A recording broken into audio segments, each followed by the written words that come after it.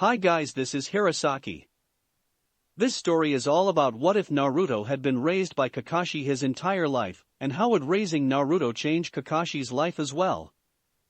Before we start, kindly like and subscribe to this channel, and look over the description box for the author of this amazing storyline. Welcome aboard. Chapter 47, Into the Forest. Naruto was mainly bored at the moment. Everyone that had made it was led to some giant forested area that was fenced off. He had heard of the Forest of Death, but this was the first time seeing it. Okay, sure, he was a bit intimidated by it all, and he heard the stories about all the dangerous things in there. Then again, it had been Anko to tell those stories, so he wasn't sure how much was true, and how much she was just trying to freak him out. At any rate, he was still trying to burn out the image in his mind thanks to Kiba. Sakura nudged him. "Are you paying attention?" She whispered. "Oh, yeah, of course," he grinned at her. Then he noticed the look she was giving him. "Hey, is this the face of a lair?" Sakura scowled at the masked boy, wondering if Naruto even remembered that he wore a mask all the time. Anko went into about how dangerous the forest was and the whole setup for this part of the exam. How one team had one scroll and you needed 2 scrolls, but not just any 2. You needed 1 heave and 1 earth scroll. So, the point was for the teams to basically life off the forest for 3 days, while fending off the other teams and beating the hell of the others to steal the other one they would need. After that, they were to go to the tower in the center of the forest, but only after 3 days would they be allowed in. Wait, even though we get both we have to wait at least 3 whole days? What kind of stupid rule is that? Kiba asked himself. He suddenly found a kunai up against his throat and looked to see the maniacal smile of Anko next to him. "Well, if it isn't the whistleblower, you really can't keep that big mouth of yours shut, huh, dog boy? Now I want you to behave because I'm not above neutering you. Do we understand now?" Kiba gulped and nodded. "Good," she said, pulling the weapon back and walking off. She wasn't sure if that made things even, but it was a start at least. After that, things went a bit more smoothly. Each team was assigned a gate to enter, as well as a scroll. Sakura was picked to carry the scroll for the team as she was dependable for it. After that, Naruto wanted to speak to Hinata one last time, but her team had already left for their gate. He found her and her team just as they were getting ready to depart for their own gate. "Hey Hinata-chan, wait up," Naruto called out as he approached his girlfriend. "Hey, I wanted to see you off before we started." Hinata smiled as her cheeks grew red. "Thank you, Naruto-kun. Good luck when you're out there." "I don't need luck, I got cool skills," Naruto smirked proudly as he jerked his thumb towards his chest. "It is best not to underestimate the other teams," Shino said to him. "Although many are from this village, the ones who are not your friends will hardly pull their punches. Plus, the others from villages other than our own surely will not hold back." Naruto sighed. "You really know how to depress a guy, you know that?" Kiba could only grin at the masked boy's response. "Yeah, and don't count us out either, I bet you will get to the tower before you." "Oh yeah? So, what's the bet going to be?" Naruto grinned. Normally he had great luck with bets, so he figured he would try to see what Kiba had in mind. The taller boy blushed a bit as he leaned down to whisper something into his ear. Naruto blinked in surprise, but he gave a small perverted giggle much like his dad. He had to admit that Kiba had good tastes at least. "Alright, I think I can work something out," he told him. Then he thought about what he would like for Kiba to do. It was too bad that he was dating Hinata. A part of him wondered if he could have gotten Kiba to get a naked picture of his older sister. He had to admit that she had grown since he first met her. He even once managed to dare him to steal a pair of her panties once, a year ago when they were playing a daring game. Kiba got caught, and boy, his sister and mother were scary when mad. He also realized he needed to get Kiba back for putting that damn mental image of his father and Anko in his mind, and for the betting. He suddenly got a very nasty image in his mind. "Okay, if I win, then you have to put on a dog collar, and an Anko gets to take you for a walk around the block on a leash." Naruto figured that Anko would love the idea and would love to get in her own revenge with him. Kiba paled at the thought, but honestly it was worth it. Fine, but you better believe that I'm not going to lose this bet. Naruto then looked at Hinata and gave her a warm look. Take care of Hinata-chan too, because if anything happens to her then you'll answer to me. Got it, you guys? She is our teammate, Shino said calmly to him. We will always look out for one another. Yeah, you can trust us, Kiba nodded. Naruto nodded to them both and hugged Hinata. She was surprised by the public display of affection, but she soon gave a small sigh as she hugged him back. She then felt a small kiss on her neck, making her face turn bright red. I'll miss you, Hanchan. It was the first time he had used a pet name for her, and she kind of liked being called princess at least by him. He said it in a way that was filled with warm emotion as well. She felt like she could float and for a moment was wondering why she was seeing the sky before she blacked out again. Huh, Hinata. Naruto shouted out in surprise, holding his once again unconscious girlfriend. Ah, damn it, did you have to take it so far? Kiba said, a bit frustrated at this. After seeing this for years, both Kiba and Shino carried an ample supply of smelling salts.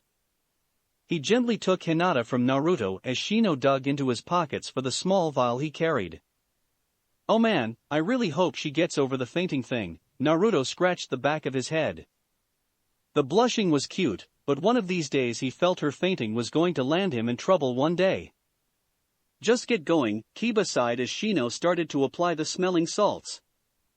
I bet your team is looking for you, and we need to hurry and get to our gate. After apologizing again, he ran off to find Sakura and Sasuke. He managed to find them as they had been waiting for him to show up. By the annoyed looks he had been gone a little too long, so he gave an excuse about being lost on the path of life. He had thought it was funny, but apparently, they just gave him a twin set of death glares that shut him up after it.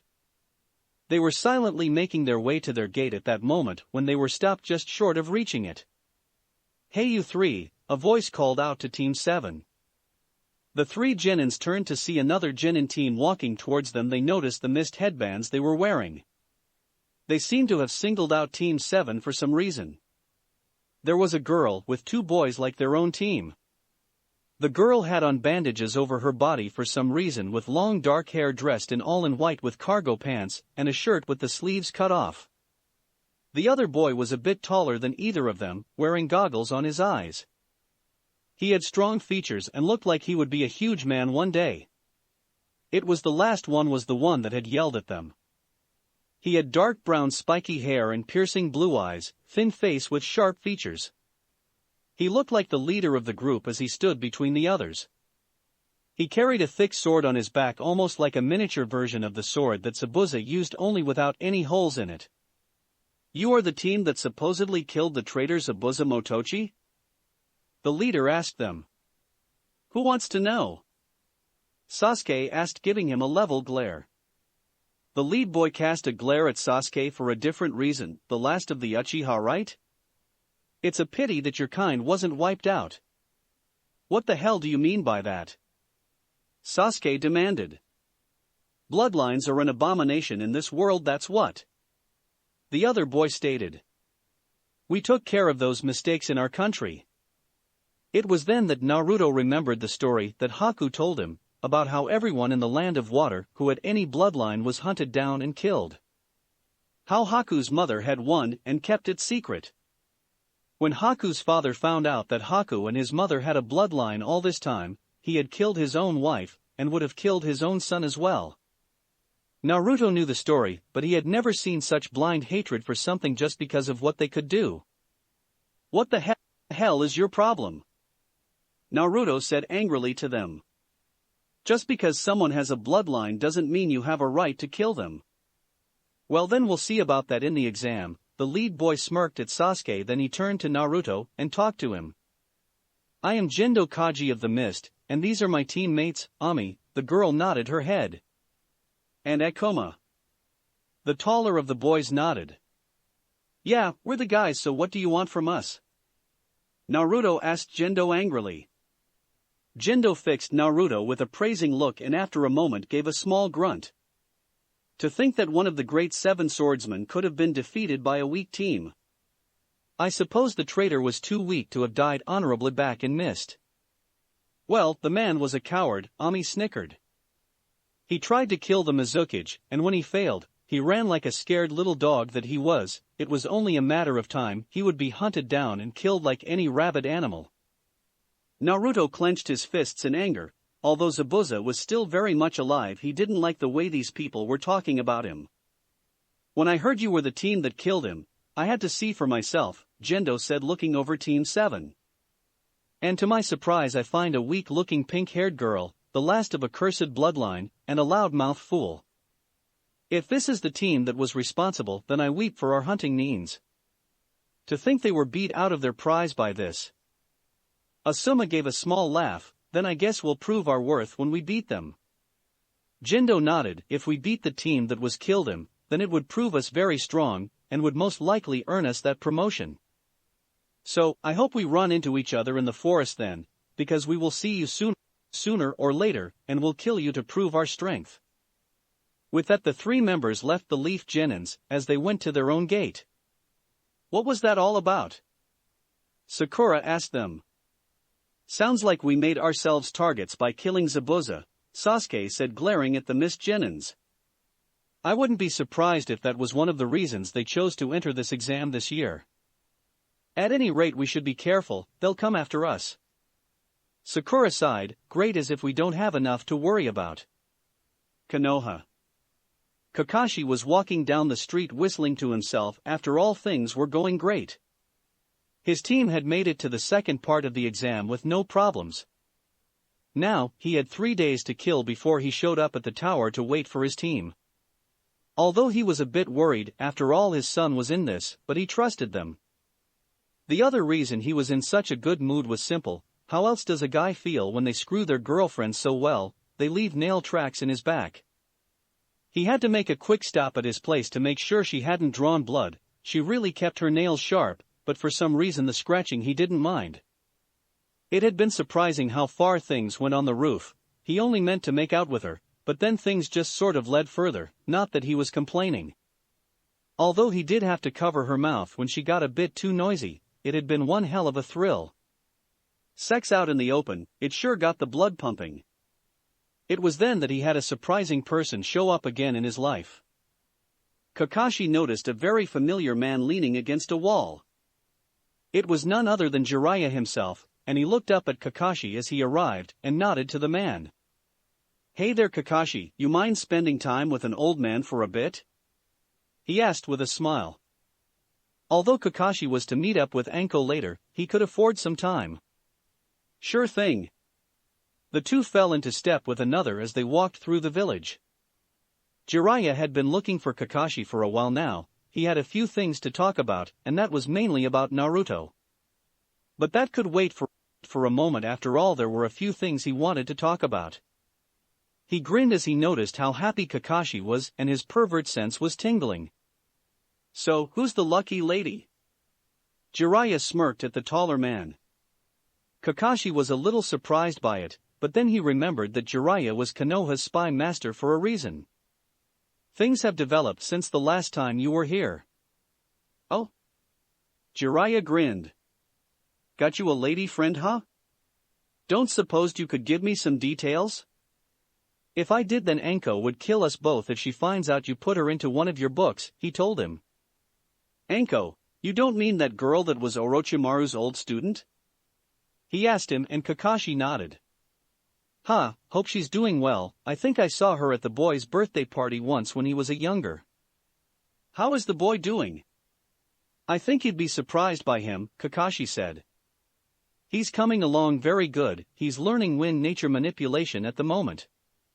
He's still working on a couple of the jutsus, but given his age that's pretty good. He's also found himself a little girlfriend as well. Now Jiraiya was very proud of his godson. Given his job, he couldn't be in Konoha for long periods of time, but he made an exception now and then. With the Chunin exams, he wanted to see how Naruto would do, plus if the boy was anything like Minato, then maybe he could give the boy some training as well. He had already met the boy at the hot springs with that other little kid, and he had a liking for the boy. But to hear that the boy already had himself a girlfriend was just the icing on the cake. "Oh, so who is it?" "Hinata Hyuga," Kakashi smirked. Jiraiya thought about it as it clicked in his mind. "You mean the little girl you said that's been following your son around for years, the heir to the Hyuga clan?" "Well, I have to say the boy knows how to pick them.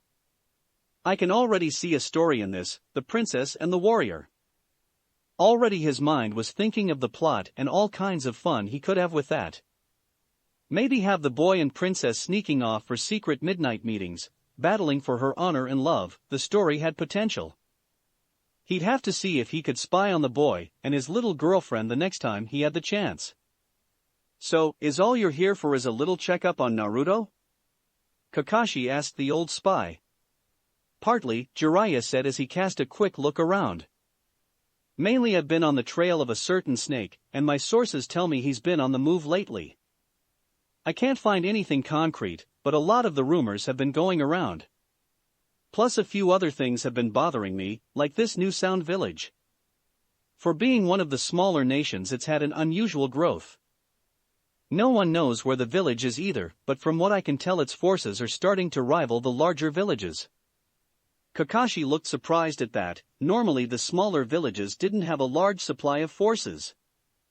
Since most jobs went to the larger ones, the smaller ones had to limit their numbers. Too many people without enough income led to ruin quickly. But to have such a large number didn't make sense for Sound. They would need a large number of resources, plus how rich was their village to afford this? Plus, where did they get to many ninja in such a short time? The only thing he could think of was that they had to take in rogue or missing ninja from other villages. That was a dangerous practice, as you not only made yourself a target and enemy, but also how could you trust and or control such people? "I see you're beginning to see what I'm seeing," Jiraiya said, his face more serious now. "Things don't add up. I heard they have a team here, so that's one of the reasons I'm here, to see what kind of ninja they have. Plus there's a rumor one of my old teammates is in the area as well." Kakashi knew that there were only two people, and he would have just said Tsunade if he meant her. So that left only Orochimaru. That could mean trouble for this village if that man was around. "Things are never easy, are they?" Kakashi sighed. "No, but then that's the life of a ninja, isn't it?" Jiraiya asked. Forest of Death. It had been 2 days and already Team 7 was wishing for the final day to get there. For the past couple of days they had been scouting the forest. They made sure to stick to the trees and to keep hidden. They also avoided any other teams if they could. It wouldn't do them any good to wear themselves out in the first couple of days.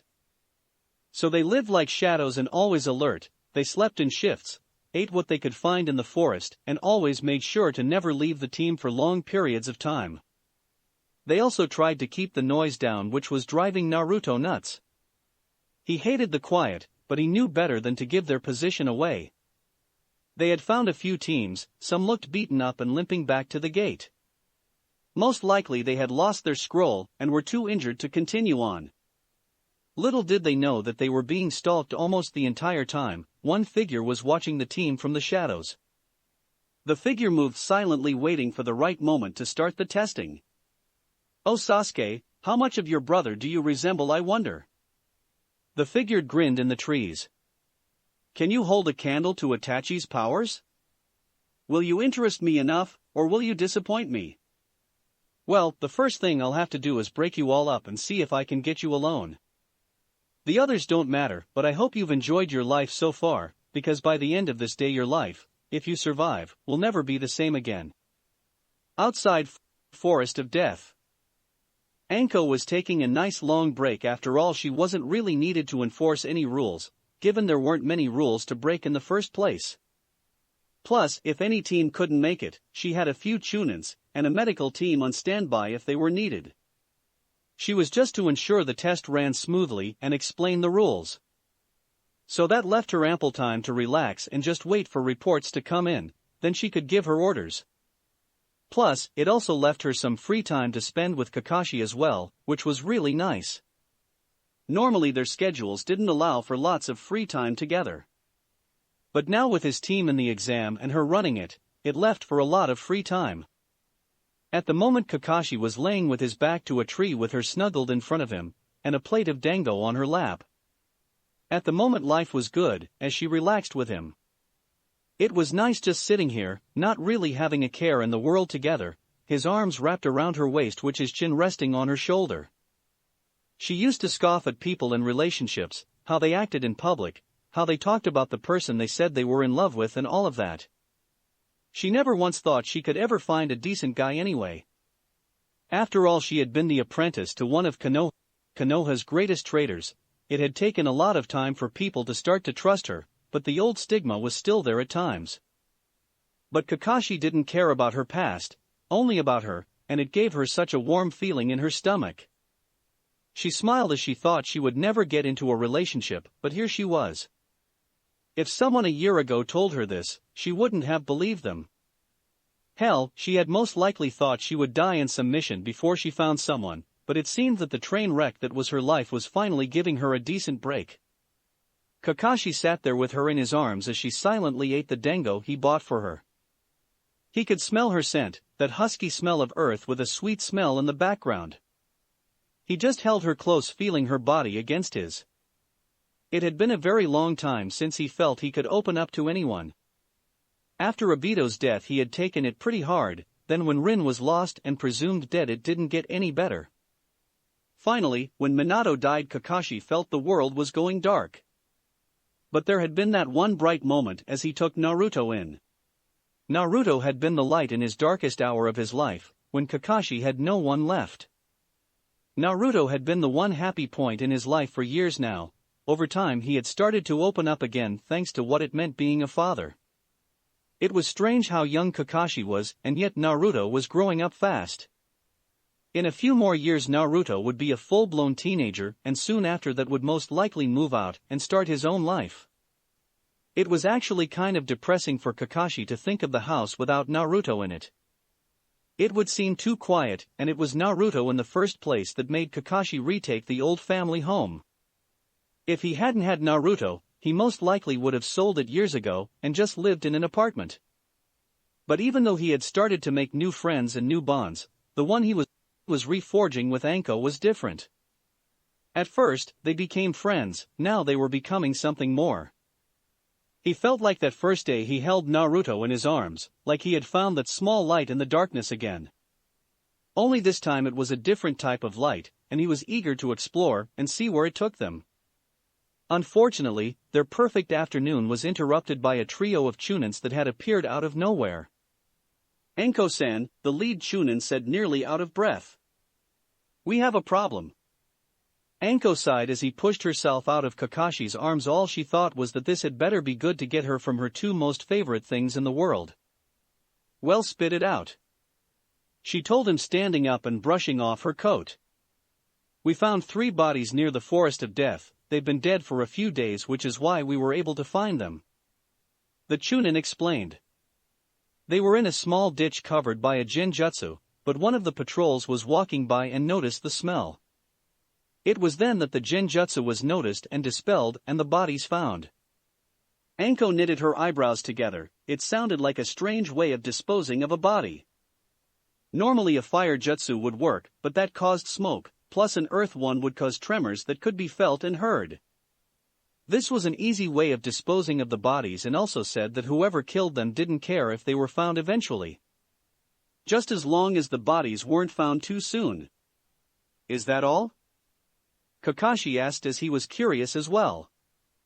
"It's not. The faces of all the murder victims were, well, it looks like they were peeled off." Both Kakashi and Anko looked surprised at that, but more so with Anko. She knew of a technique that used that, but it couldn't be the one she was thinking of, because if it was, then they were all in a lot of trouble. "Take me to them now," Anko told the 3. The 5 of them hurried to where the bodies had been found. They hadn't been moved just yet, as a medical team would be arriving later to pick up the bodies. Anko looked over the forms. They were ninja, but they weren't from this village. She saw the headband of the grass ninja on them, and at first, she thought a team had taken them out before the testing. But she could have sworn that she saw the grass team taking their places by a gate. And she was certain that grass only sent one team this year anyway. Looking at the faceless bodies, she took a closer look at how the flesh had been removed. It had been surgically removed by the looks of it. It was perfectly done. It was then that she noticed another thing. She knew this technique. It was unmistakable, as only one man in the world could have the skills and knowledge to do something like this, and it also meant she knew why the faces were taken. "You three!" Anko shouted at the Chunin. "We have imposters in the Forest of Death. Get any available ANBU units in there, and then get the Hokage. Tell him about the bodies and then tell him that I think he has finally returned home." "He?" one of them asked. "Just do it now." Anko yelled, and the three Chunins were already off. Anko wasted no time in running towards the forest. She was so focused that she didn't even notice Kakashi was running alongside her until he spoke. "Anko, what's going on?" he asked her. He was a bit worried, as he had not once seen her like this. It took a moment for her to be able to form the words. "He's back, Kakashi. Orochimaru has come back to the village, and he's in the forest with all the genin." Kakashi's one visible eye widened. Everyone knew who Orochimaru was, of course. The inhuman crimes that man did were unspeakable. Kakashi even knew one of Orochimaru's test subjects while in ANBU. The man had been infused the DNA of the first Hokage, although that was kept secret for many reasons. The fact that Orochimaru was here was bad enough, but the fact that he was in the forest with the genins was even worse. Who knew what that man was up to? But it was obvious the genin teams were in trouble. His mind went to his son and his team, and he hadn't felt panic like this in a long time. It had been so long since he had to really worry about Naruto's safety, not since he was a young kid, with all those accidents that happened, and the one assassination attempt that guy stopped. His eye became hard as he raced with Anko into the forest.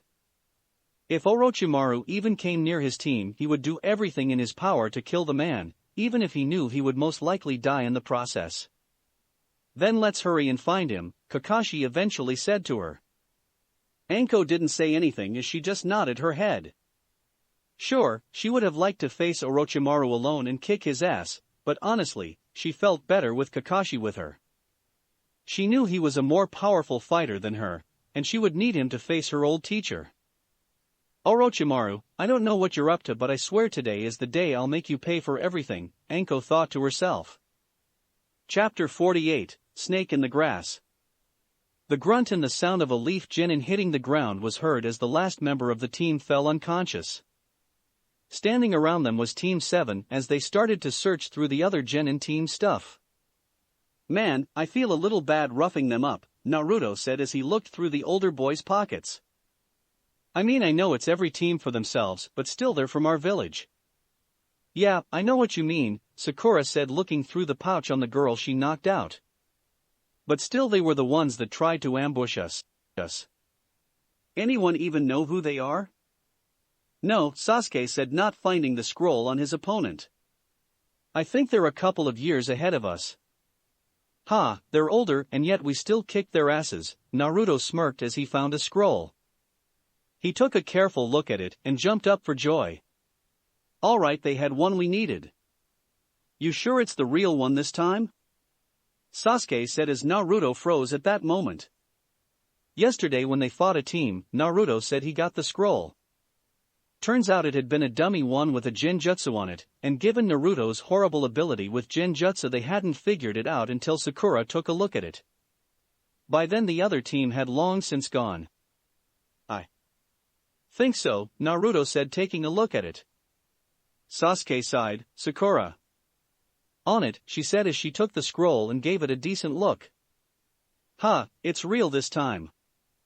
Good job. Now we just have to wait out a day, and we can make our way to the tower." "So why can't we just camp out near the tower?" Naruto asked as they left the genin team behind them. "Because how many other teams do you think would have thought up to stake out that area?" Sasuke said to his friend. "It's better to just wait it out, and then make a rush for the tower, avoiding everyone else." Oh, okay, that makes sense to me, the masked boy said as they continued on. They went on not even aware that they were being followed the entire time. It was starting to get dark when they decided to make camp for the night. They found a decent area where they could sleep inside of a hollowed-out part of one of the old giant trees. Hey guys, I need to go take a leak, Naruto said. Geez, could you at least say it a better way than that? Sakura asked him. He just shrugged, smirking under his mask as he went off to find a place to relieve himself. He didn't want to get too far away, because he might get lost or even ambushed. He went behind a few large trees a decent length from their camp. Even though he couldn't go too far, he also had to make sure he wasn't too close. If there were any trackers like Kiba out there, then they could find them a lot more easily that way. He found a decent place and unzipped as he relived himself on a rock. Actually, he found it was a very weird-looking rock now that he started looking at it. Sure, it looked hard like rock, but it was kind of a strange color, and the surface looked odd too. Then suddenly a piece of the rock lifted up to reveal an eye looking at him. Naruto's eyes widened because he knew that kind of eye, but it didn't process until what he thought had been a rock he was peeing on, lifted up into the air. Oh crap! Naruto yelled out as he jumped out of the way of the giant snake striking. What the hell, if this is because of the crazy snake lady, I'll get her back. She never said anything about giant snakes. Naruto was focused on trying to keep ahead of the giant snake. Thankfully he had plenty of practice avoiding snakes with Anko. Although he had never had to deal with one this big before, and it was a challenge to keep ahead of it. Man, what the hell is going on? I mean, this is insane, crap, and on top of that I think I got turned around. I can't tell where camp is. Well, with all the noise this guy is making, the others should have no problem finding me. The huge snake crashed through a tree just to get at Naruto, and he was wishing he hadn't peed on its face to get it this mad. Naruto had to dodge this thing, and still trying to get his fly up, he took to the tree branches and finally he managed to get his clothing in line. Yes. Yes. Alright, now you freak, I can concentrate on dash. Naruto was caught off. When he had been distracted by finally getting his pants right, he had lost track of the snake for a bit. It had gone under the branch and came up under him. With its massive jaws it swallowed Naruto whole, and the branch he had been on. Meanwhile, back at Team 7's camp, the two genin heard the noise in the forest. What the hell is going on out there? Sasuke wondered out loud. It sounded like huge no-holds-bar brawl was going on in the forest nearby. Do you think Naruto is okay? Sakura asked her teammate. I mean, didn't he go off in that direction? Sasuke sighed as he realized that she was right, and knowing Naruto's ability for attracting trouble, he wouldn't be surprised if he was in the middle of all of this. We better go and save the idiot before he gets hurt. Sakura nodded as they leapt up to the treetops and traveled among the branches. It wasn't too hard to figure out where to go with the amount of noise that was being made. But then it suddenly stopped and Sakura was getting worried. They only made it a few yards when suddenly a kunai was thrown into their path as they had to avoid it. Both of them looked to see a tall female with a grass symbol on her forehead protector. Out of our way, Sasuke said, annoyed. We don't have time to play with you. Oh, but I think you do now, she said in a smirk on her face. My little pet seems to have caught that mouse of a teammate of yours, so there is no reason for you to hurry. What did you do to Naruto? Sakura shouted out at her. She only chuckled in amusement at her outburst. Oh, don't worry, I get the feeling you will join him shortly. After all, it's the Uchiha that I'm here for. I don't know who you are, but you're getting out of our way, Sasuke said as he threw several shurikens at the grass nin. He was surprised by how easily the other person evaded the deadly weapons, but at any rate that was just the distraction. Sakura came up on the blind side with her tonfas ready to strike, but the female was just too fast, and was able to dodge Sakura's attacks. She snapped out a kick that Anko taught her once while the older woman had been training her with her weapons. She thought that she was going to connect with it, but the grass ninja just caught it, and looked at her for a split second, almost like she finally took notice of Sakura. Now where did you learn that little move from? She grinned at her. Tell me, was Anko playing teacher lately? You know Anko-sensei? Sakura blurted out, surprised. Of course, I did teach her that kick, but you came in at the wrong angle. This is how it's done. With that, the grass nin gave the same kick, only this time it hit Sakura. She felt the power of the kick and was stunned for a moment. While getting up, she was trying to piece together what the woman had said. It didn't make sense, as the woman looked too young to have been a teacher to Anko, and she wasn't even from this village. As she watched the strange woman fighting Sasuke, she couldn't help but notice a few things. A few of the moves looked like what Anko fought with, only more polished and better. But at any rate, the woman's back was to her, and so Sakura threw out her kunai at her. But the woman somehow knew and dodged the weapons easily enough. I have to admit, you two are proving to be slightly entertaining, but I'm still disappointed in you, Sasuke. You, I expected better from. Fine then, how about this? Sasuke made the hand seals, and suddenly a flaming dragon came at the grass ninja. It was quick and fast and followed with the female ninja's movements until it consumed the other ninja. Both Sasuke and Sakura got together as they watched the charred wood of the large branches they were fighting on. Where's the body? Sakura asked as she got into a fighting stance. A chuckling sound was heard as out of the trees the figure seemed to step out. Now that is what I'm talking about. I didn't expect you to know that jutsu. You might just be interesting after all. Now let's see what else you can do. Elsewhere in the forest, Anko and Kakashi were trying their best to find Orochimaru, and if possible to check in on the genin teams. So far, they couldn't find any trace, which was both good and bad. Good because they didn't find any bodies, but bad because they still haven't found him. It was then that she noticed Kakashi's head suddenly snap up a bit. What is it? She knew that his sense of smell and hearing were above what a normal person had. Not as good as someone from the Inuzuka clan, but it was one of the reasons she was glad he was along. If anyone could help her track down Orochimaru, he could. I smell snake, he said, and then saw her dirty look.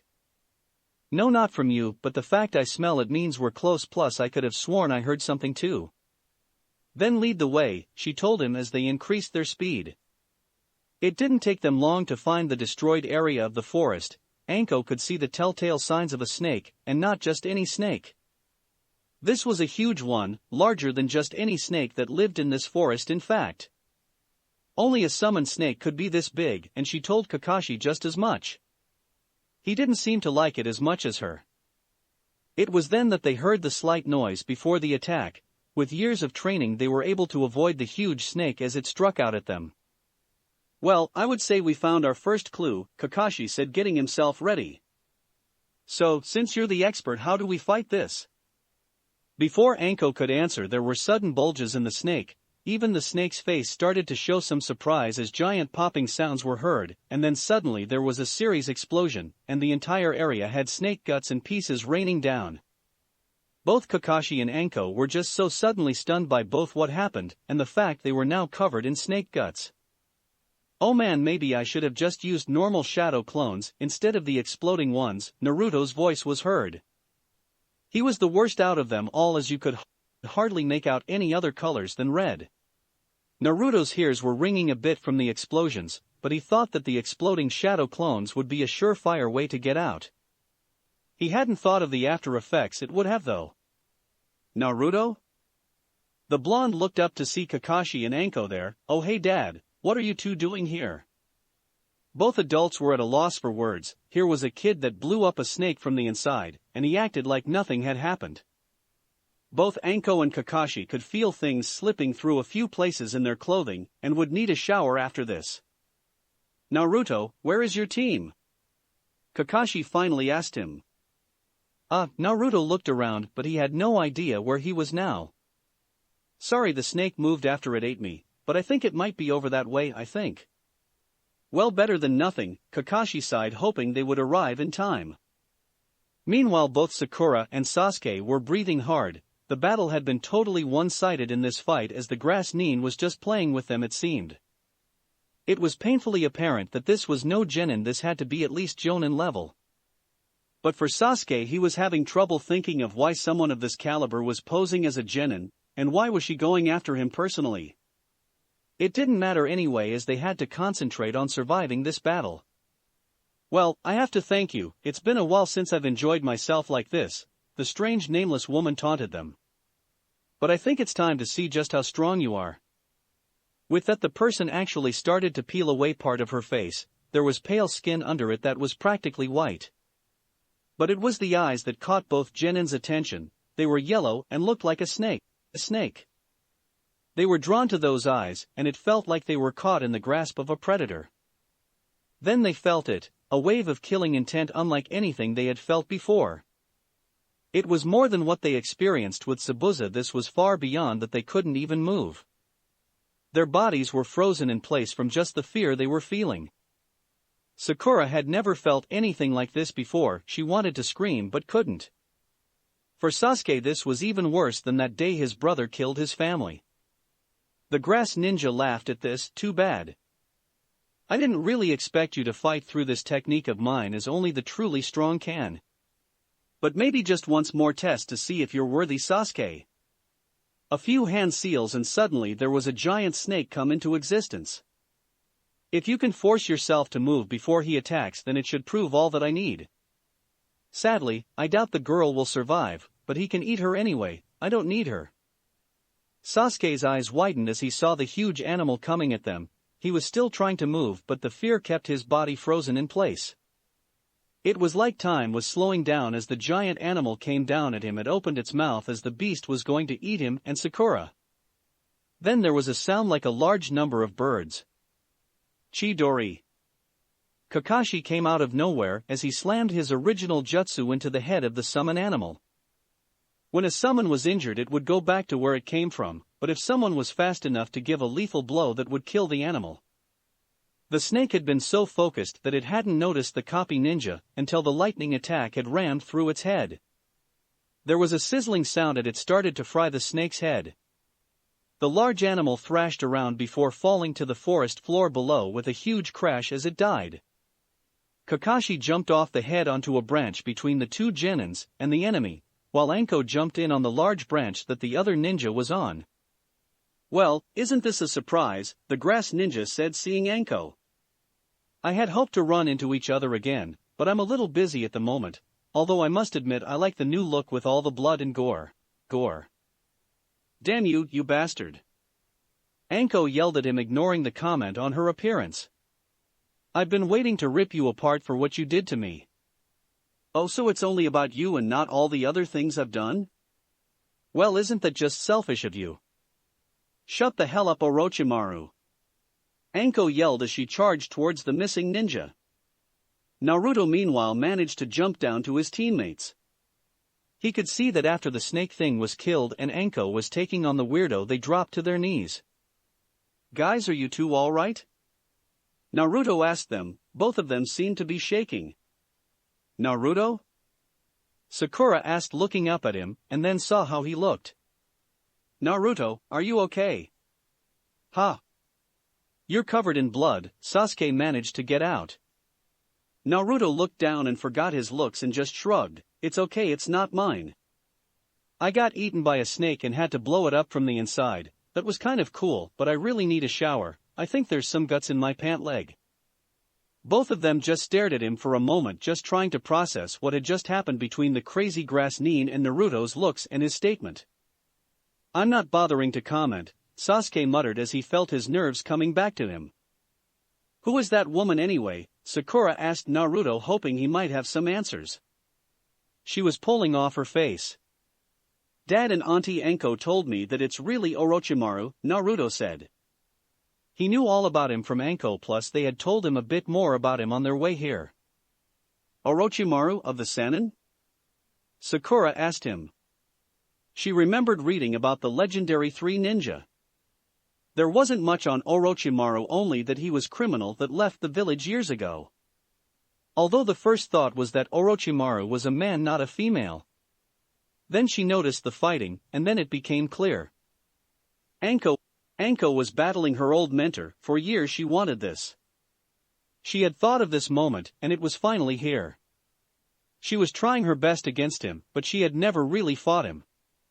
Sparred with him when she was a young girl, but never fought in a life-or-death battle with him before, and she was learning that there was a major difference between the two. She cried out as she got a kick to her gut, sending her into the trunk of the tree. She held her ribs as the air was sent out of her lungs for a bit. She wanted to try and use this one technique that used snakes she had learned. She had never used it for the purpose that it would kill her as well as her target. A year ago she would have used that without hesitation. But things were different now. Now she actually found that she actually wanted to continue on living. She liked her life and didn't want to end it. Orochimaru stood over her as he pulled off his face to reveal his real one. Now I know something is off. Where is the killer I helped to raise? Normally you should be trying to fight without worrying for yourself or your safety. I have to wonder what changed. I guess you were too soft anyway. He raised his arm ready to strike her down. I think I'll just put you out of your misery then. You always were a failure. Get away from her. Kakashi yelled out as he slashed at him from behind. He had seen he was about to do something to her, and he wouldn't allow it. This man had attacked his Genin team, made a snake eat his son, and now was trying to kill his girlfriend.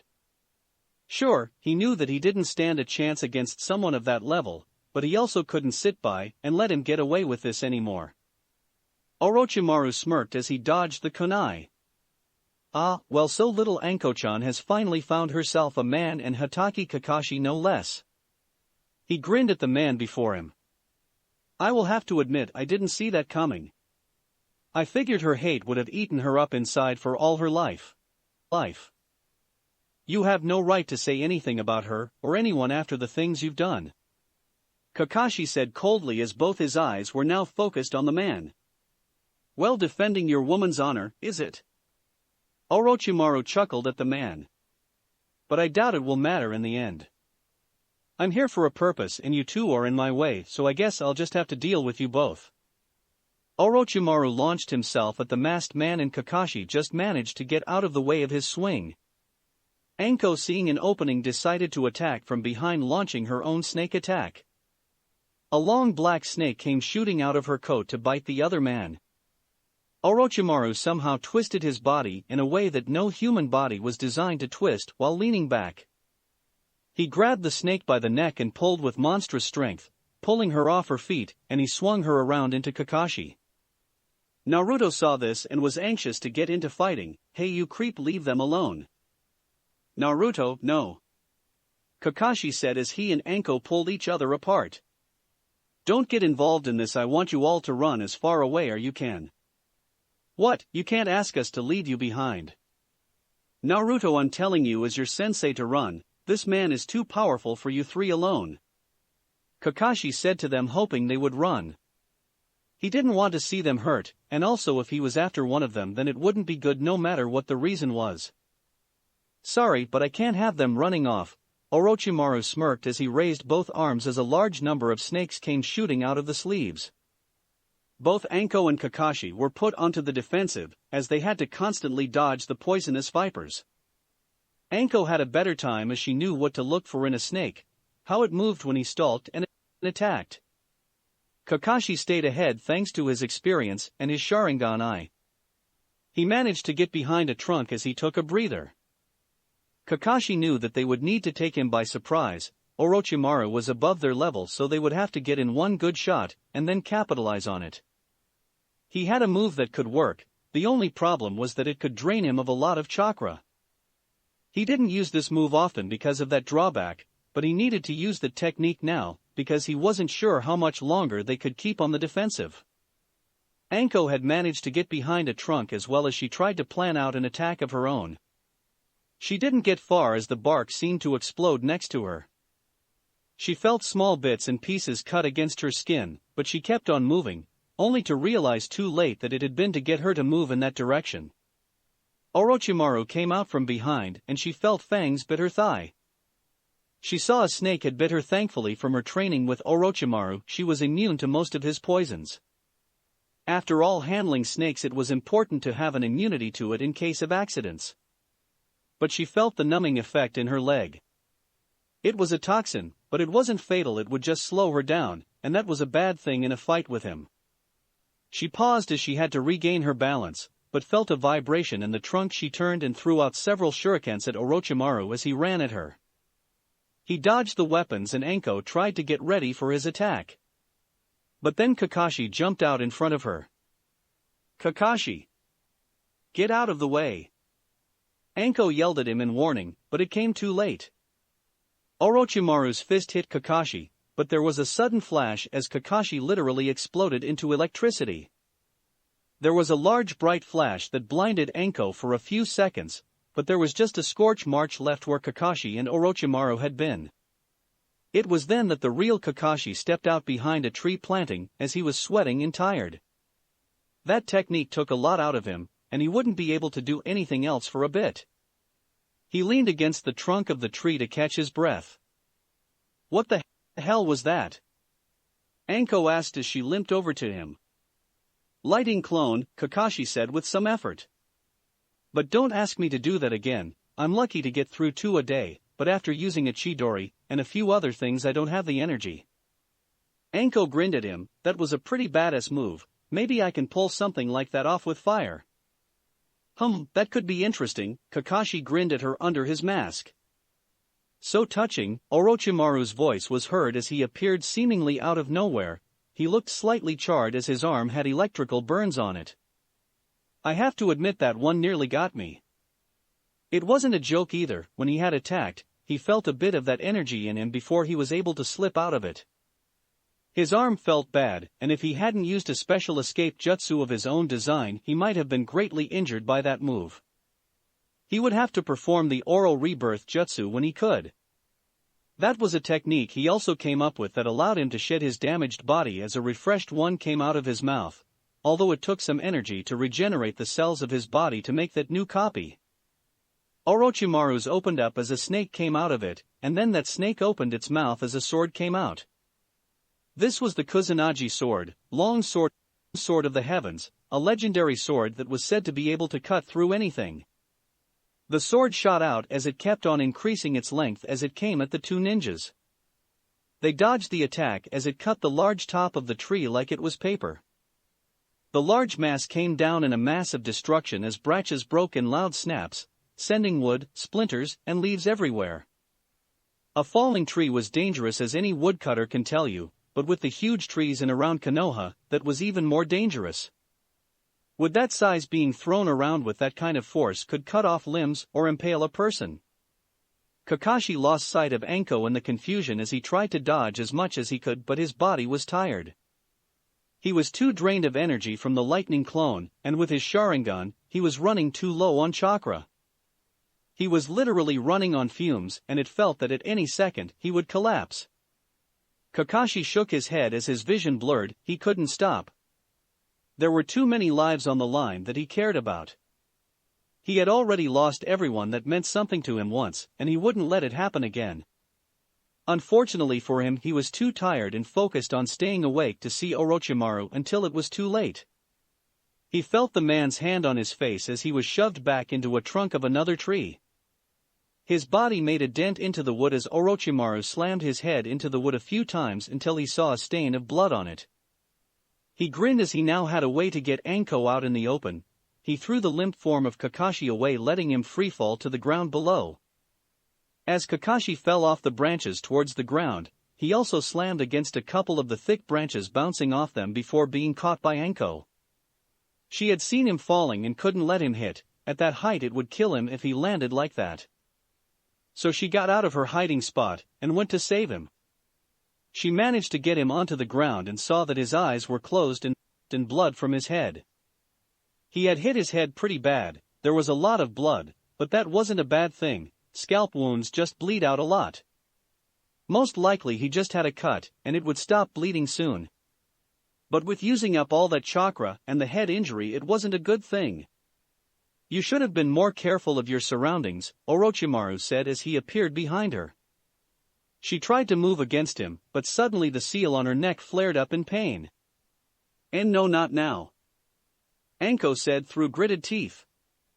Too bad you never embraced that power. If you had, then my seal wouldn't be your weakness, Orochimaru gloated over her. Then again, it's because you lacked the desire for power that you were useless to me. All that training I did to shape you into what you are was all a waste. Oh well, you were helpful in testing out my new curse mark, so it wasn't all a waste. Bastard. She managed to get out. She tried to move, but her body wouldn't respond. It was locked up, and she hurt all over. Then she felt a strong punch to her ribs, and not only felt, but heard the ribs crack.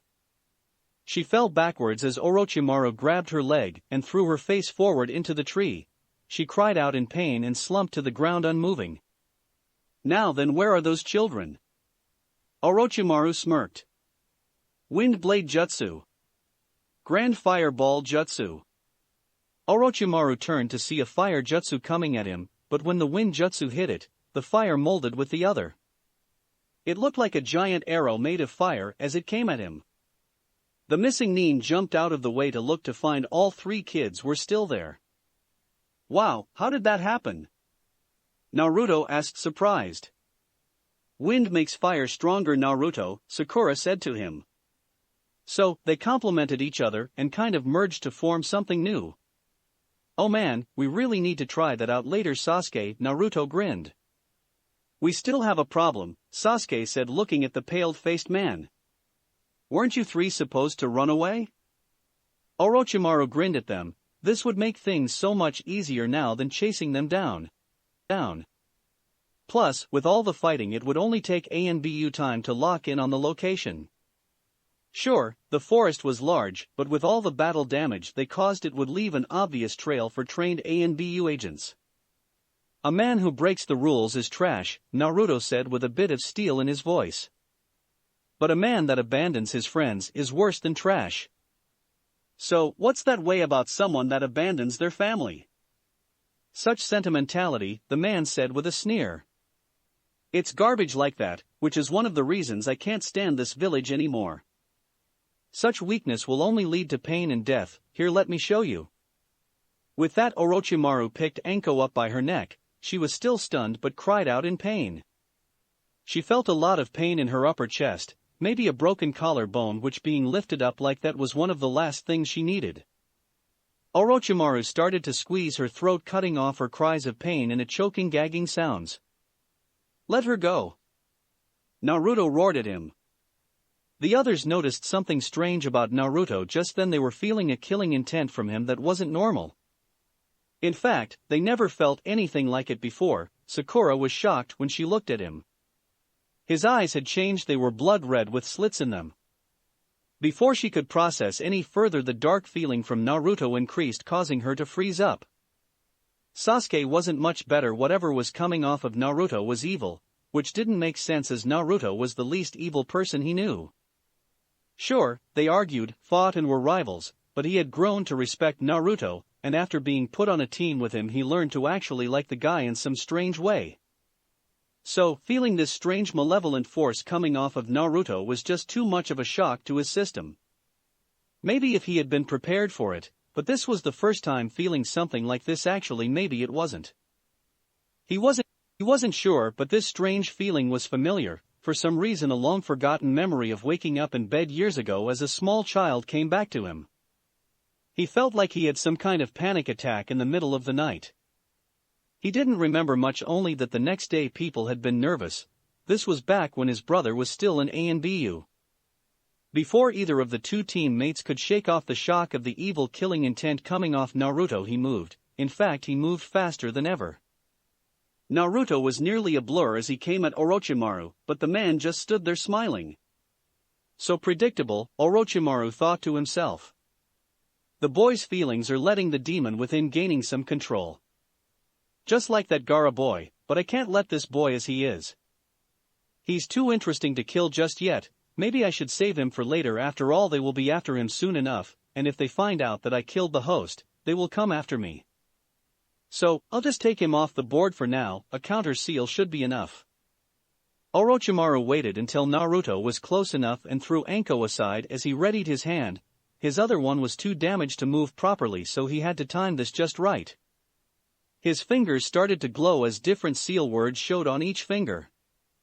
He quickly came forward under Naruto's swing and slammed his fingers into where he knew where the seal was. Naruto cried out in pain and shock as the demon's chakra was suddenly sealed off from him.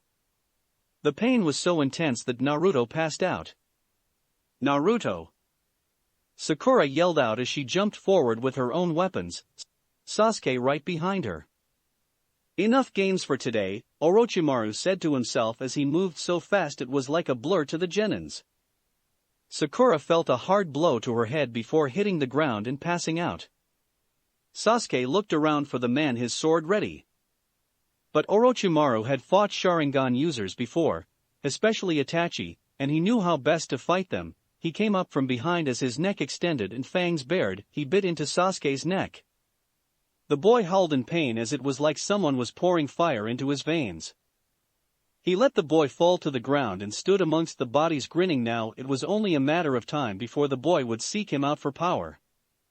He chuckled to himself as he melted into the shadows of the forest to repair the damage done to his body, and to get ready for the next part of his plan. Chapter 49, Sakura's Courage. The first thing Anko was aware of was pain, and this wasn't the usual kind. She woke up with a sharp gasp as pain seemed to flare all over her chest. She blinked as there was nothing but darkness, but soon shapes took hold.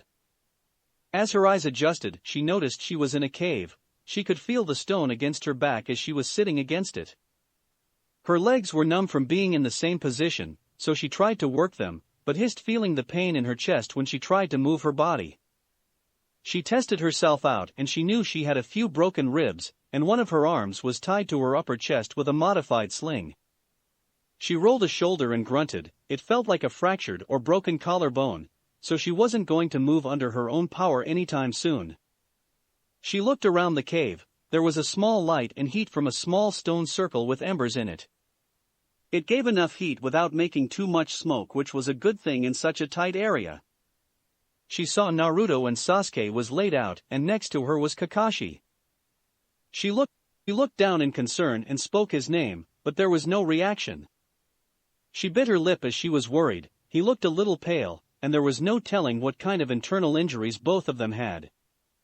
She used her free hand to check herself and noticed a bandage wrapped around her torso.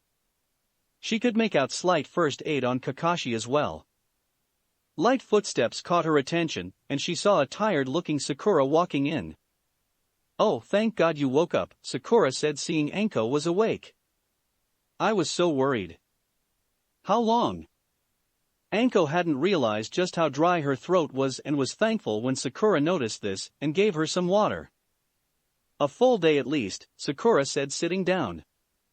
"I had to carefully drag you all here, get the supplies and also set up a perimeter." Anko raised an eyebrow at that. She did all that by herself. It was impressive for a genin of her size to carry 2 adults. Although as the feeling was getting back, she noticed some scrapes on her legs and guessed the girl had dragged her part of the way. "Anko-sensei?" Sakura said softly. "Was that really Orochimaru?" Anko sighed and nodded. "Yeah, it was. I just wish we could have done more to the bastard. Still have no idea what he's really here for." "Well, he said it was testing Sasuke-kun." Sakura told her about how their fight had gone and the things the man had said to them. "I also noticed something on him when I was checking out his injuries. He's got this strange mark on his neck." Anko jolted at that, making her cry out in pain. That had been a stupid move. "Tell me, does it look like a mark I have on the same area?" Sakura went to look and she was surprised to see a mark similar to what Sasuke had. "Yes, it looks almost the same. What is it?" "A curse mark," Anko said bitterly. "It's something he made up. I don't know why he put it on me, but it royally screws with me at times. Hell, during that battle it went off and I couldn't move because of the pain. I know there has to be more to it, but honestly, I don't care. I just wish I could get rid of the damn thing." Sakura looked worried over at Sasuke, and Anko could see the girl's mind was filled with worry and possible reasons why her teammate was targeted. Anko closed her eyes, feeling lightheaded. She wanted to stay awake, but at this rate she felt like she could pass out again. "How are the others?" Anko asked, trying to get her mind going. Naruto hasn't woken up for some reason. I don't know what happened to him, but he doesn't have that mark on him. Anko nodded. It was a good thing that Mark would most likely react negatively to the demon locked inside of him. But Anko-sensei, something happened to Naruto, she said to him. He gave off this killing intent. I never felt anything like it before. It was just so evil, but Naruto is like the nicest guy I know. Plus, his eyes, they changed. Anko winced, and now it wasn't because of the pain. She knew how smart the girl was, and if anyone could piece things together she might. Look, I can't tell you what happened. It's a secret that only he can tell you, but I suggest that you drop it for now. But Anko-sensei. No buts. Anko said harshly to the girl.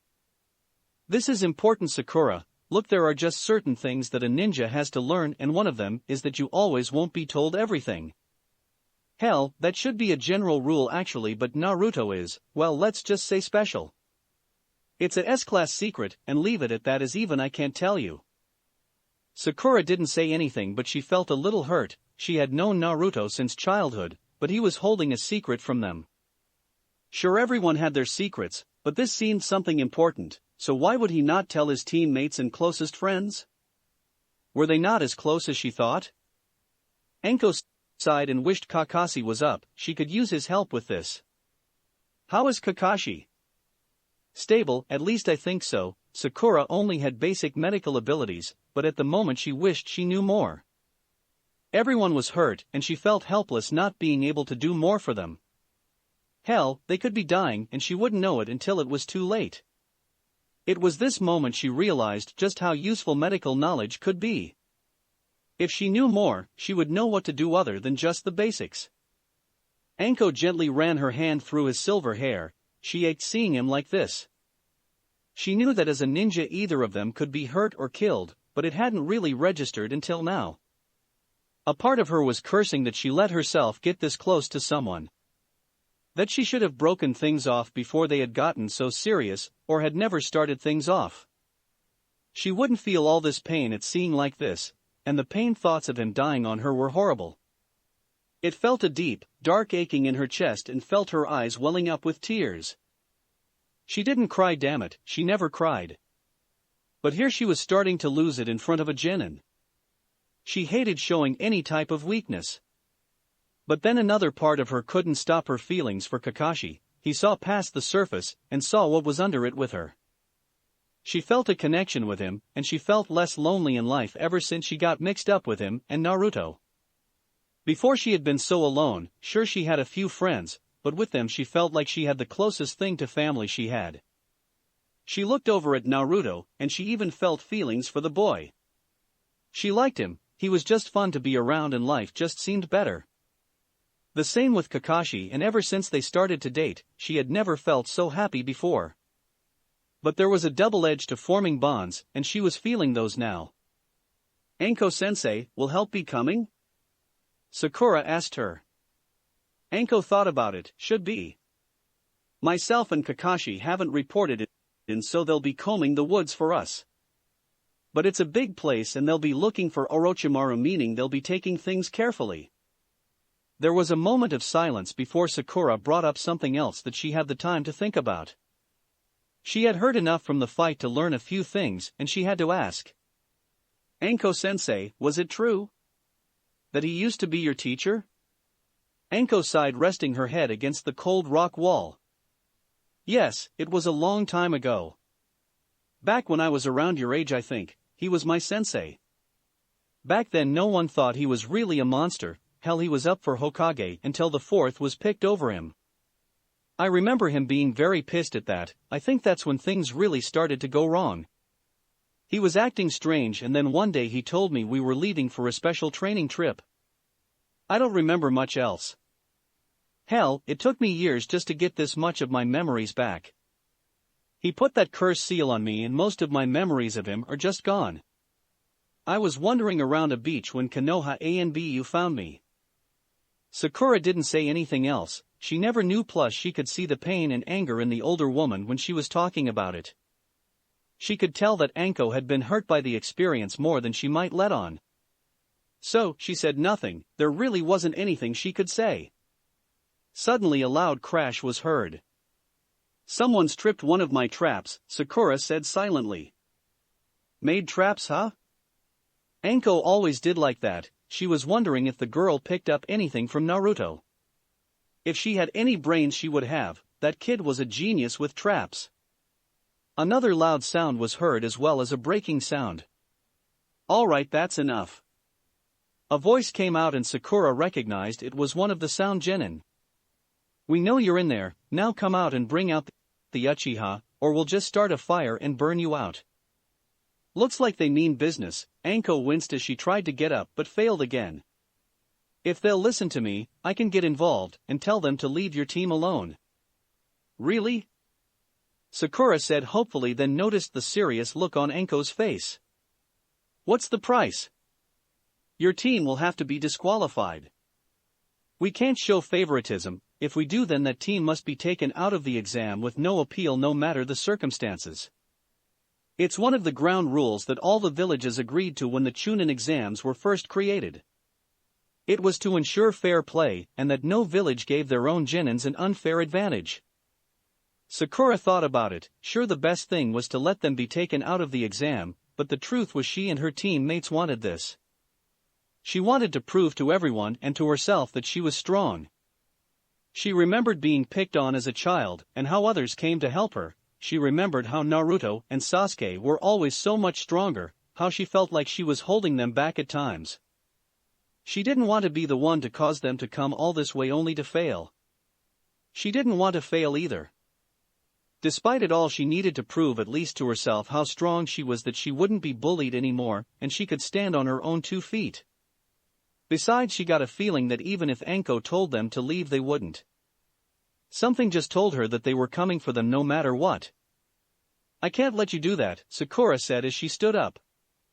If I don't come back, then do what you can to save them.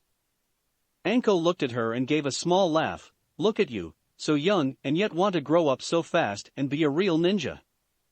I am a ninja, Sakura said, facing the opening. I think the first time I killed was when I took my first steps. I can't let them down and I need to face things like this. I can't just quit and leave when things get tough no matter how it seems.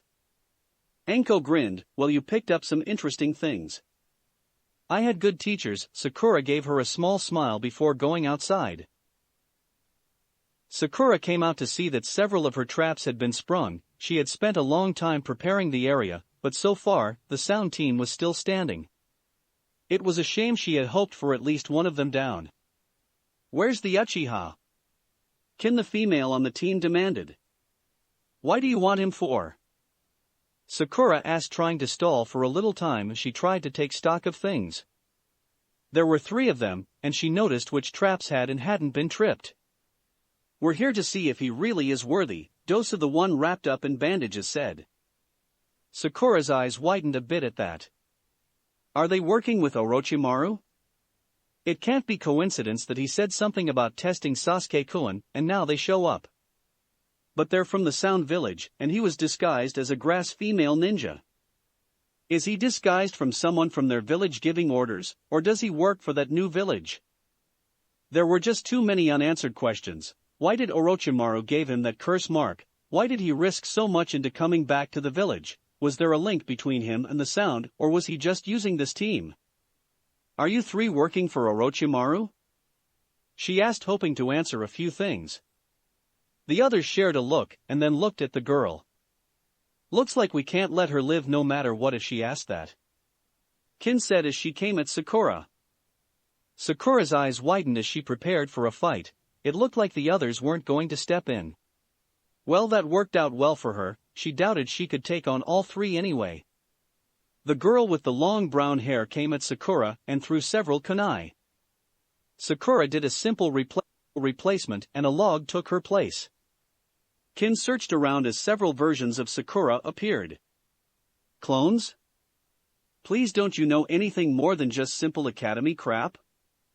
Kin looked to find the real one, as the clones wouldn't make a sound as they hit the ground. But none of them were hitting the ground. Kin, what the hell are you doing? She's right there. Dosu yelled out. Kin turned wondering what he was talking about when a metallic piece of metal hit her face. Because her head had been turned, it had been a glancing shot, but it still hurt as Kin jumped back. She had been hit by nothing, or at least she thought it was nothing. Kai! Kin yelled out as she cancelled the genjutsu that the girl had used. Apparently, the whole deal had been a basic illusion. She must have done it when she had did the replacement, but now she could see the other girl. Kin was pissed that she fell for that trick, so now she was going to use a trick of her own as she pulled out her special senbon's needles with bells attached to them. If this girl likes genjutsu, then she'll love this technique, although unlike most you can't cancel out of this. Kin threw several senbons with small bells attacked at Sakura's direction, but never actually hitting her. For a moment Sakura was wondering if the sound girl had missed, then she heard the ringing of the bells, and suddenly the world was twisting. She was fighting to just keep her balance now as Kin came at her and slammed a punch into her face. She felt the blow being followed up by a kick and more blows, but she had so much vertigo she didn't know she hit the ground until she felt it slam into her body. The world was still twisting as Sakura tried to desperately think of what was going on. Things were okay until the bells were ringing. How pathetic, Kin sneered at Sakura. Did you honestly think you could be a ninja, I mean bright pink hair?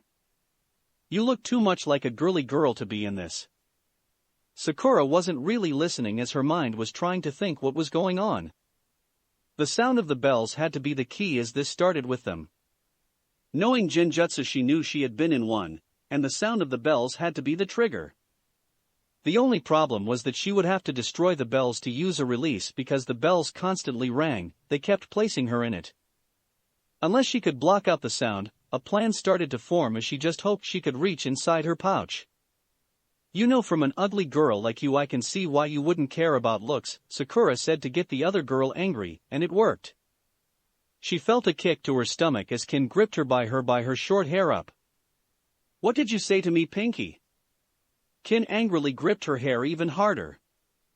Sakura winced but didn't give up. She reached into her pouch and slipped a smoke bomb out. Kin saw the explosion and felt the girl jerk away as the sound Jinin jumped clear. She looked to see she had strands of the other girl's hair in her hand and threw them aside. That won't help you, Kin said through the smoke screen. She waited until the smoke cleared and the girl was on her hands and knees. Kin had no idea what foolish idea the other girl had. It wasn't like she could have gotten far with her bells messing with her inner ear with their sound. But at any rate it was time to end this. She drew out a kunai getting ready to kill the pink-haired genin. It was a total surprise when Sakura suddenly struck out with her tonfas when Kin was too close to dodge. The first blow hit the girl's wrist holding the kunai. Kin cried out in shock and pain as her wrist was smashed by the metal weapon as she dropped her own weapon. Sakura didn't stop though, she used her momentum to twist, and with her other weapon hit the knee of the other girl, dislocating it with a sickening sound. Kin dropped to the forest floor in pain as she was unable to stand. How are you getting through my bells? Kin cried out seeing Sakura standing without any problems. Sakura drew out several shurikens and threw them at the bells, then turned to Kin and pulled out an ear plug that had been in one of her ears. Sorry, I didn't hear that. Kin's eyes widened. Now she knew why the girl had used a smoke bomb. It was to cover the fact she put in earplugs. With her ears sealed, her bell's effect would have been practically nothing now. She felt herself a fool for falling for this. If Lord Orochimaru had seen this, he would have been so disappointed in her. Her two teammates came up to her, and she felt shame in being defeated by this pink-haired girl. I guess I'm lucky that Naruto talks in his sleep, Sakura thought to herself. Every member of Team 7 had their own earplugs after the first mission, nighttime mission with Naruto. But now I have the other two. I know the one in the bandages has something with that arm thing of his, but I'm not sure exactly what it does. The other guy with the wind tunnel arms I need to be careful with. Well, looks like this girl is tougher than she looked, Dosa said. Like that's tough, Zaka said, flexing his hands. But let's see how she handles both of us. Nearby, not far away, Team 8 had been making their way through the woods. So far, they had been lucky, they managed to get both scrolls as well as picked up an extra just in case. That had been Shino's idea in case they were beaten, and they could trade the spare, and still have both of them. They also were lucky to have escaped from the Suna team without being caught. They had never seen someone die like that before, and it had shaken them a little. They were over it now, but they all agreed that if they even got an idea that the Suna team was close by, they would bolt and keep as far away as possible. They had been traveling in random patterns in the woods, so no one could guess which direction they were heading. They were taking a small break at the moment. "Oh man, I'm hungry. I'll be happy when we get out of this place and get some real food," Kiba muttered to himself. So far, they had to hunt down their food, and although they knew the basic survival training in what to and not to eat, that didn't make eating things like snakes, or some bird they got taste any better. "Hinata, can you scout ahead for us?" Shino asked her. Hinata nodded her head and activated her eyes. The world turned black and white as she scanned the area. She could notice several animals, but so far, no people. Then she came across what looked like a large battle had taken place. She focused on that area in case whoever did it was still there. She saw several figures fighting she wasn't familiar with, but she knew the other figure. It was Sakura, and she was fighting against 3 people. That didn't make sense. Where were her teammates? She quickly scanned around and found a small cave. There was Kakashi, but his chakra was nearly gone. There was also Anko, and there laying on the ground was Sasuke and Naruto. Both weren't moving, and she suddenly knew that something was very wrong. "Hinata, what's wrong?" Shino asked, seeing the look on her face. She quickly explained what she saw to them. We have to go help them," she said, filled with worry. "Well, it's not like we can leave them like that. Even if we are in this, they're still our friends," Kiba said to Shino. The bug user thought about it. Logically they shouldn't try, as it would ruin their chances for advancement, but the non-logical part of him told him that was wrong. He remembered how Naruto came to him as a child, the first boy to actually talk to him, and made friends with. "Lead the way," Shino said as they quickly made their way to the area. They quickly made their way to the combat area. By the time they arrived, Sakura was having a hard time just standing. She had been forced to fight against the 2 opponents, but it was hard to keep herself from getting killed. Sakura had a few injuries and she was tired, but she was still fighting. She wouldn't give up because so much was riding on her, and she didn't want to let her friends and teammates down, but she was nearing her limit. Dosa, the mummy-looking boy, jumped at her with a fist drawn back, seeing an opening in Sakura's defense. But before he connected, a kick to his ribs sent him flying off in another direction. Given that half his face was covered in bandages, the attack had come at his blind side. He looked to see a boy with a dog where he had been. Soon Hinata and Shino joined Kiba to face off against the Sound team. "Guys," Sakura said, relieved to see them all. "Wow, you look like crap, Sakura," Kiba grinned as the pink-haired girl scowled at him. "Why don't you take a rest? Looks like you deserve it." "Looks like we got us some leaf ninja backup," Zaka said as he extended his hands as the wind tunnels in his arms sent a gush of wind out. Teammate hadn't expected such an attack, as they were blown back by it. Dosa took this to run closer, and when his teammate stopped his attack, he used the device on his arm. It was a huge sonic weapon that could do a few things. One of them was the mess with the inner ear, even blowing it if he used it right enough. He thrust his fist forward and sent his chakra into the device. Although his blow was nowhere near any of them, teammate felt the attack, more so with Kiba and Akamaru from their sensitive hearing.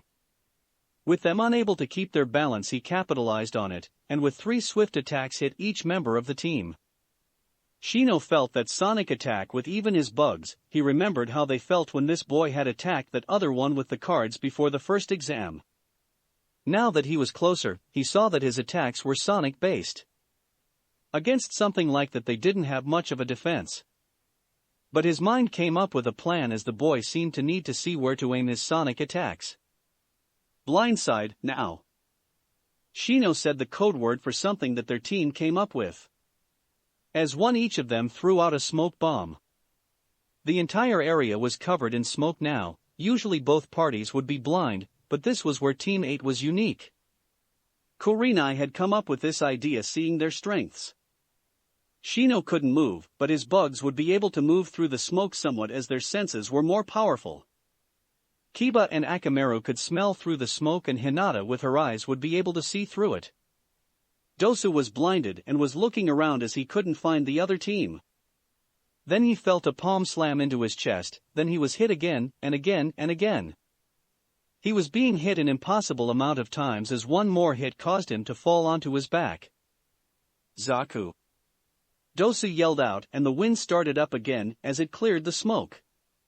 Dosu could see that on her knees trying to stand in the wind was the little girl of that new team. She looked up and he saw the eyes and the veins showing, the telltale sign of a Hyuga. Dosu had heard of that clan and as he tried to move, he could feel that his body was struggling to move. Hinata had used her family fighting style to seal off several of his churka paths. She hadn't gotten them all, but she had sealed enough to make it hard for him to move properly. It would give them time to at least avoid his sonic attacks from now on, but now they had to deal with the other one. Kiba and Akamaru tried to jump at him, but the wind was too strong and actually blew them away in mid-air. Shino tried his insects, but the wind was forcing them back, making him trying to concentrate on a new battle plan.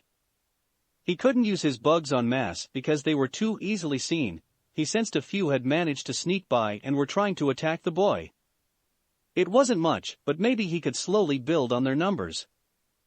Before he got that far that another boy with the sonic weapon on his arm came at him again, only more slowly, so Shino was able to avoid it. However, with the boy with the wind it was going to be difficult in getting around him, plus the girl seemed to be using a tree to get back up. They needed to take that one boy out, but so far he couldn't see a way around him yet. Turns out he didn't have to, he felt it before he saw it. There was this dark chakra building up in the area that was disturbing for his bugs, and suddenly the one sound Jinin cried out in pain. From behind, Sasuke Uchiha had woken up. He had seen Sakura injured and the others fighting the sound team, so it wasn't hard to figure out what was going on. Also, something was strange when he woke up. He felt powerful, more powerful than ever before. His veins felt like they were red hot. Currently he had gripped the wrists of the boy with some kind of wind power in his hands, and pulled the arm painfully back as he placed a foot on the spine of the person. He grinned down at the boy who managed to turn his head around enough to see him. "Now then, what's this with you attacking my teammate over there?" Sasuke said in a dark tone. That's it for this reading. Hit like and subscribe for a free ticket pass going to the different worlds of anime fanfictions. Looking forward to having you on board again.